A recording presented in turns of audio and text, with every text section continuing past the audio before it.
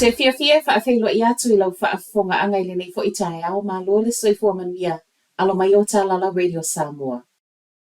E silia ma le 5 kilo kalama le mamafa o methamphetamine po le aisa o le ana maua lo au mai whaanana I totonu o pou a mea. O se tasi leo uta te leo fuala au whaasa wa maua I tua oio New Zealand. Ma e whaapeo le ana au mai le waalalo sau mai Amerika I le masina ta aluai. Ripoti e whaapeo le ana masalo mia le vaengo tiute. Ona e ese lava steel beans nei e whaasfulu ma le lua mai isi pou a mea. Ma o le ana wha ata I loa ma mauai. E so e atu le ngō le tangata o loo whaasa waipe pol container a mea e no foi wai kato. Ma o le aso wharaile ta aluai na oso whai wha malosi ai loa e leo leo. Lo lato whale ma mauai ali I to a lima o leo wa mōlia uma. Ta ua mai ei fo I leo leo o le to a lua o lea to a lima o nisi na whai malanga mai au se talia e tatala ina pou a mea nei. Whaatu saina e o atu I le 2.5 tesi fitu miliona doses e mawhaio na ngau sia mai leo ta aisa wato e mawa nei. Ma o loo whaau wau pea so e so e ngā leo leo whaapea le vaengo tiute. O loo iaile mana ongo le Health New Zealand ia whaaiti tia mai le sefulu valu I le sefulu ma le wha. Ana Chief Medical Officers I totono le atunu. O se mana ongo lo o afifi mai ei malana polo misi e le vaea tangata o lo o ngā lulu e frontline medical roles. O se fuafuanga e whaape e tau nuu, pe atu ufa atasi pūlenga South Canterbury, o Wairarapa, West Coast, ma Wanganui whaape Lakes ma Bay of Plenty. Na sa waiana nafi a ofa ai lo whaalawa I telele reporti whaase lau 5 lau pepa, o loo sa waile whaale e tono o tāna o le tūpele soifua maloloi na pe ona sa whae ai le ngau. E tasi tesi fitus fulmaleono piliona. O le nei fuafuanga e amata whaatala noa male au whai ngā luenga I le aso. O loo ei nei le kiwi rail I le o ngā totono o tala noa ngā whaatatawi au wale whaaiti ai tupe whaalu, ma o loo sa wai ma tala o le vahea. Reportia le staff ele o toe mamau whaeilo mai tua fuafuanga le kiwi rail e au fiai ma le vahea o ngā luenga le North Island.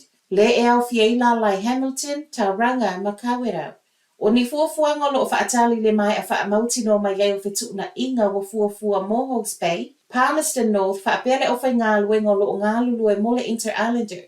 I saunoanga le sui o le Kiwi Rail o lo o ia tā ua, e moni o leo lo whetu na I awala e whaititi ai tupe whaalu, whaatusa le mana o mi o le au nanga, mauta whaamomoli. O au nanga lo whai le Kiwi Rail e tusama le se lau 20 miliona I le tausanga, e mo o mia e whaawa waipea. A o whaasolo whaatala noanga o le ata amilo fo isui o le pūlenga e au fiele pule sili a Peter Reedy e whono matangata whai ngā luenga I le North Island.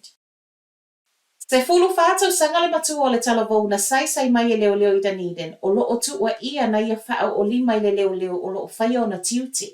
O le pōle aso sā le ana tali e tuai leo leo I reporti o lo I talavou o lo tau ma whai o so whai se tasi o taavale. Ma e whape tau nu watu leo leo e le I matala le taavale.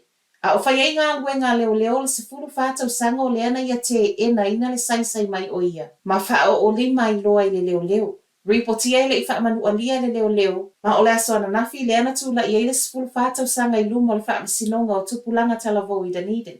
O isi talavou na au mai whaatasi ma le sefulu whātau sanga o le a fo I watu ina atu I le Youth Services. Ma tala whaaiu, o le so watu e malangai le pāle mi o New Zealand Christopher Luxon e au wai le whonotanga ta itai o lololangi o lo o whai ei Asia le vai aso nei. O le whonotanga le nei le East Asia Summit o se tasi o whonotanga wha le tausanga e na o taitai o malo. Ma e whaape o taitai fo I nei mai atu nu o te tele. Ai ele I malanga lakse na ia tā ua o se awa noa le lei tele mo New Zealand. E whaalau tele atu wai atu nu o nei ai mai se lava I tū tau whi whaatau wa inga. O le malanga fo ile nei o tautino le pāle mi o le aia wha o ngā ino se awa noa e tu e una I ai le whainga whaapa a ngā New Zealand ma le Asian po o le lio. O lo I ai totonu se tete se fulu mai le South East Asia.